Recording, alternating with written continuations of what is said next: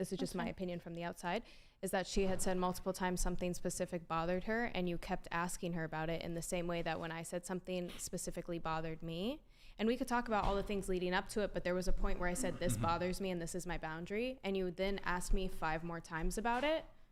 That's a boundary. That's just, people have boundaries. You might disagree with my boundary, but it doesn't mean that it's not my boundary. I have a boundary about people stonewalling on my podcast. You crossed my boundary multiple times. So now do I have the right to feel aggrieved because you crossed one of my boundaries? Yeah, of course. Who's to say... if I'm asking a question, if I'm on a podcast and I'm asking a question, my boundary is that I want people to, like, in good faith, engage in the conversation and not stonewall. That's my boundary. So are you aggrieving me or am I aggrieving you? Which I did for the rest of the time, but I said explicitly one thing was a boundary, and I said it explicitly in the moment, and you still pushed it. You never once told me something bothered you and was your boundary, or I would have stopped. If I recall, we were having a discussion about, you just literally stonewalled because when it came to, I think it was the conversation about World War II. No, that and wasn't even what I literally checkmated you, and I was like, you said, and then you fucking gaslit and said, oh, I didn't say that. You literally said when we were talking about male grievances, you said, we brought up World War I, World War II, and then you said, oh, but that was a long time ago, ergo, it doesn't matter. And then I was like, okay, well then slavery happened a long time ago, does it not matter? And then you knew I checkmated you, and then you created this boundary to try to be evasive and not admit that you made it. What I was talking about. The thing with World War I, that was the beginning of my sentence, like I said, and the rest was what I was saying. But I wasn't even talking about that instance. I was talking about the first instance. That I didn't say, like, this is a boundary and you've hurt me, you've upset me, you've whatever. That was from the first conversation. And then you still kept pushing. I didn't care about the trench foot thing. But it's not, okay, if we're having a conversation about, I think it all stemmed from possibly child support. We were talking about child support. And then, like, I'm trying to engage you in thoughts and ideas. And then I'm trying to, and you gave an anecdotal, because I was talking in generalities, you immediately go to a personal anecdote. So when I try to, like, intellectually investigate your worldview and your personal anecdote, if you don't give me enough space to actually investigate it, then it just shuts down the entire conversation. You brought it up. I was trying to suss out the degree, like the nature of the conversation. I was trying to suss out the nature of your anecdote. And you're just like, well, I'm not going to give you, like, certain details. It's like, well, okay, then I don't have a full comprehensive understanding of your anecdotal experience. I agree. And I had said that was a boundary once we got deeper into that conversation. Because and what did I do? I just said, because you had said something that was insulting about my mother. So at that point, I was done with the conversation. And then you then asked me 5 more times. I did not ask you 5 times. Okay. I maybe asked you different questions. You pushed it 5 different times, asking me about the child support thing. And I had explicitly... You brought up the anecdote. Okay. Right, but I explicitly said it's a boundary. So if I'm Then why did you bring it up? I'm sorry. You brought it up. I had said there were 3 of us at this table that had a child support issue that negated what you said. So I said, our personal experience does not reflect your opinion, which is fine. That's our experience. But then you were asking the personal comment about it, so I explained from there. But there is always a boundary with somebody about something that bothers them. So of course we could talk up until that point, but when I'm expressly telling you something bothers me and you're negating that because you don't agree with it, that doesn't mean it doesn't bother me, and that doesn't mean that it's not my boundary just because you don't respect it. I would love to see the clip back, because while, to be charitable, I was investigating your worldview and I was asking you different questions related to your anecdote. However, I think you're being disingenuous to say that I asked you the same exact question 5 times. Hold on. You're trying to paint it like it was a super clear cut, like I asked you a question and then you made it as abundantly clear as possible that I don't want to talk about this. This is a boundary.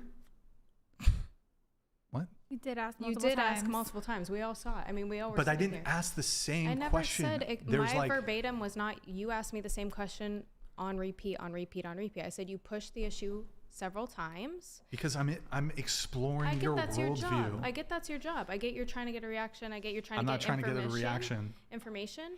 But if I'm explicitly telling you a boundary, just like anything in life, if someone is expressly telling you something bothers them, you don't get to determine it doesn't. That's me. That bothers me. If you told me talking about trench foot really bothered you, I would have stopped. We were having a conversation. But now you're being completely disingenuous.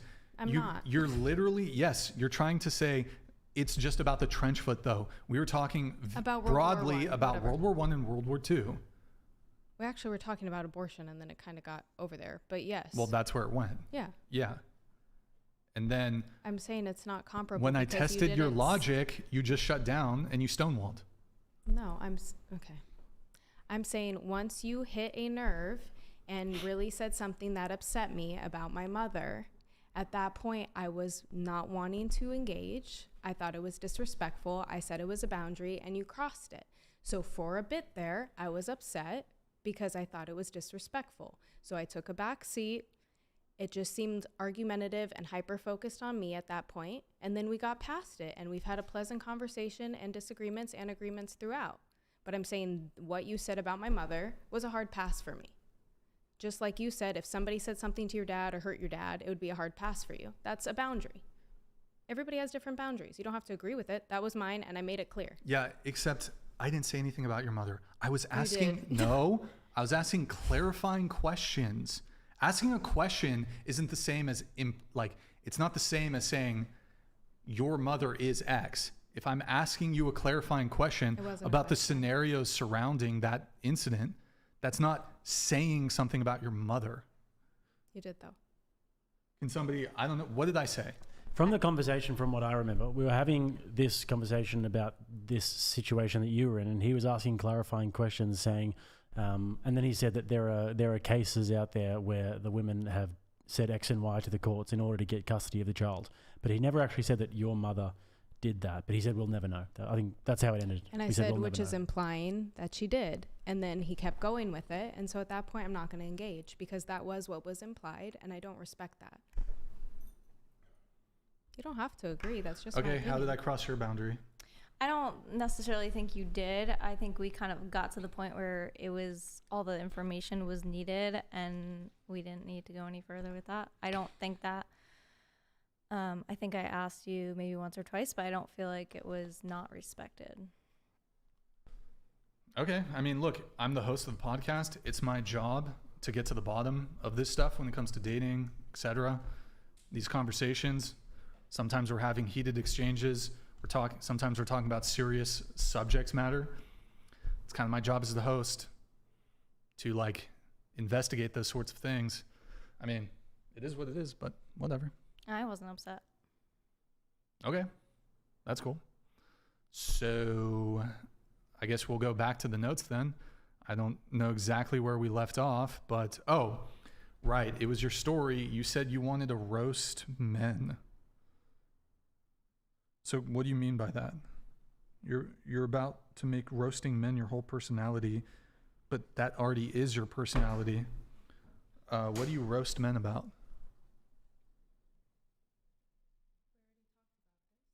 I said when it's healthy banter, I think that's fun, which is what I think having a conversation is. Healthy banter and roasting each other can be fun when you disagree.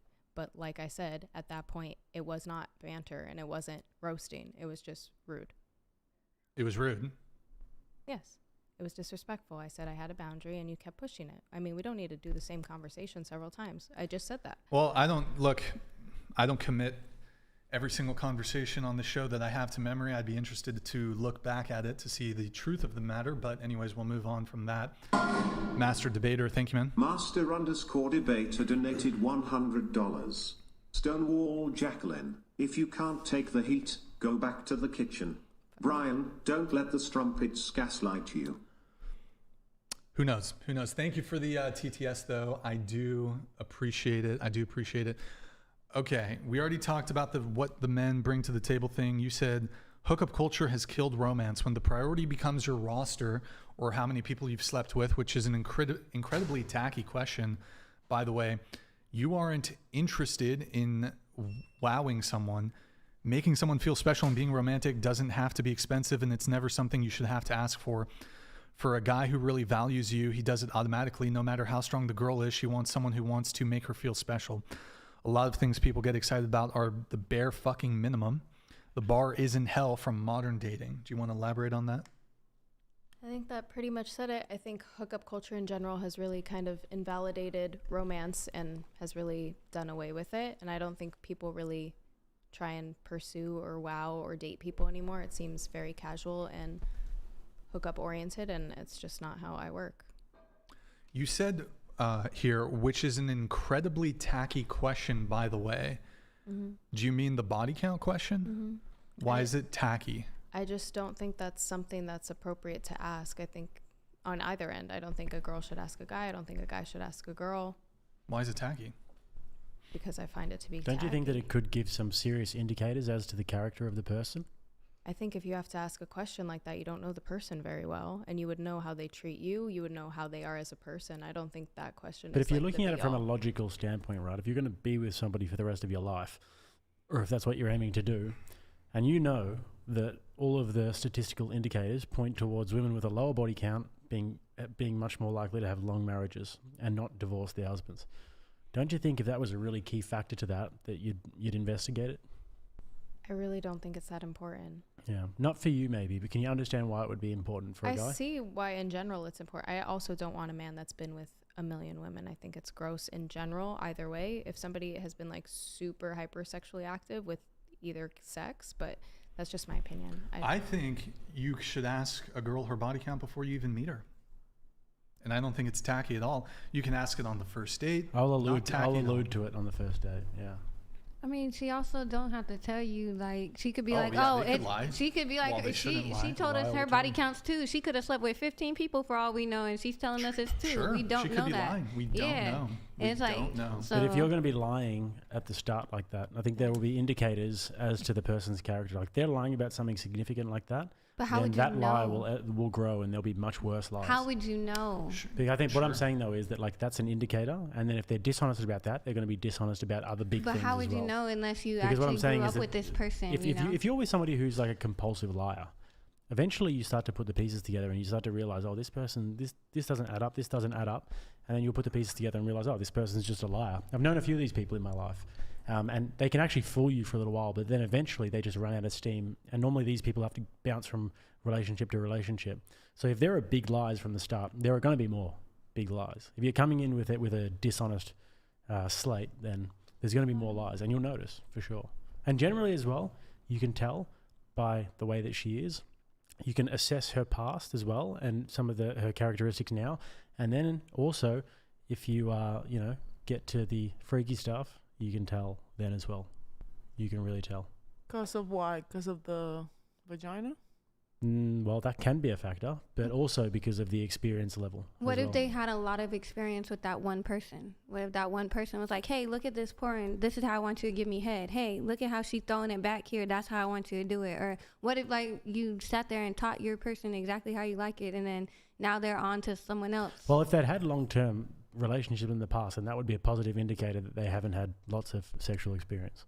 So that would contribute to it. But if they're like, I've been single for so long, I've only slept with like 2 guys or whatever, and then you get it and they're throwing it back and hawk touring it, then, you'd ask some questions.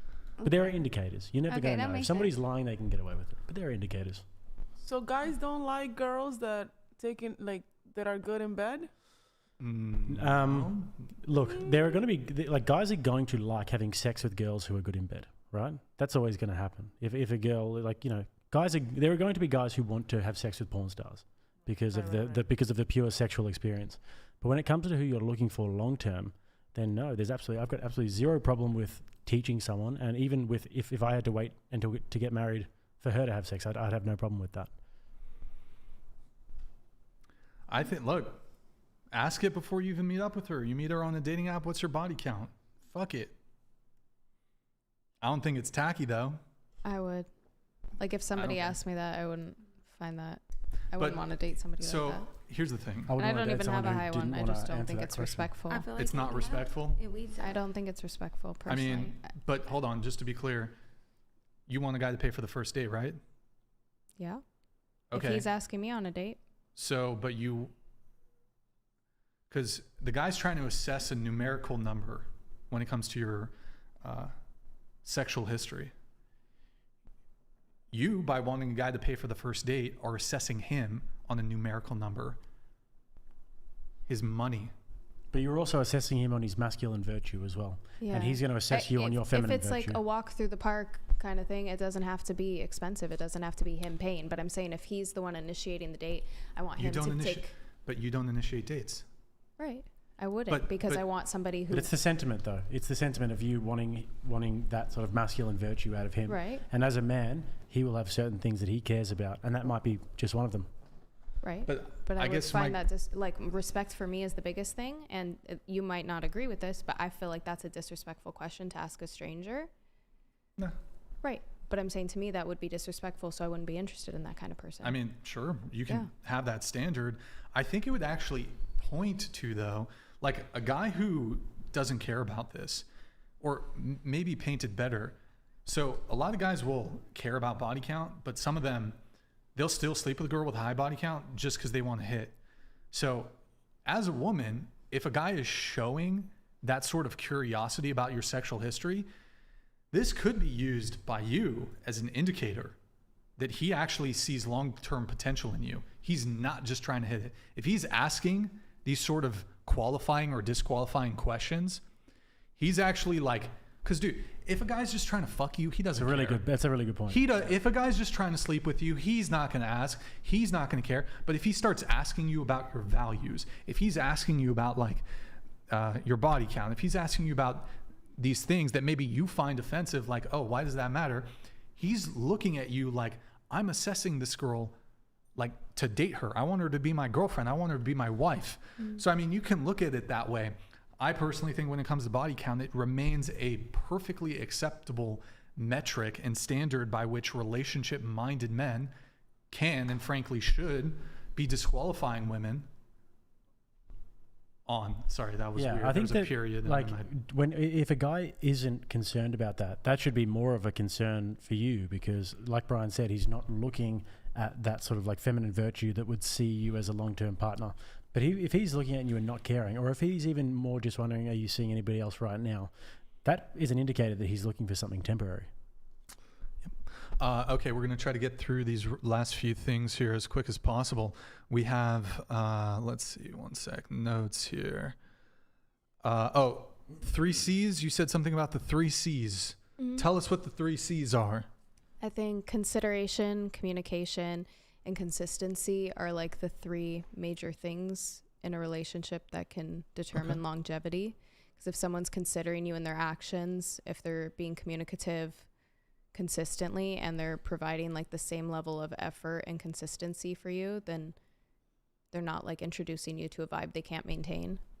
And I think that's showing you a lot of respect, and that's major. I don't know, man. That sounds like a lot of work. Relationships are a lot of work. That is true. One chat here, then we're going to get into these notes real quick. Thank you, O.J. Simpson. He's got something for the Clippers, lady. This is why nobody likes the Clippers. Oh, wait, that's you. My Lake Show all day, baby. Lake Show? Oh, Lakers. Okay. All right. Okay, let's get into this. Starting with Natasha. What would you want the minimum yearly income to be for your future husband?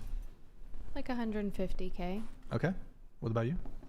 I said he just gotta make like, I don't know, something equal or more than me. Okay. What about you? 100K. Okay. 200. 1,000. Not dollars. 200. Yeah, 200K. How much do you make? Hopefully more than him. What do you mean, hopefully more than you? I would like a man that makes less money than me, because I feel like that would even out the whole,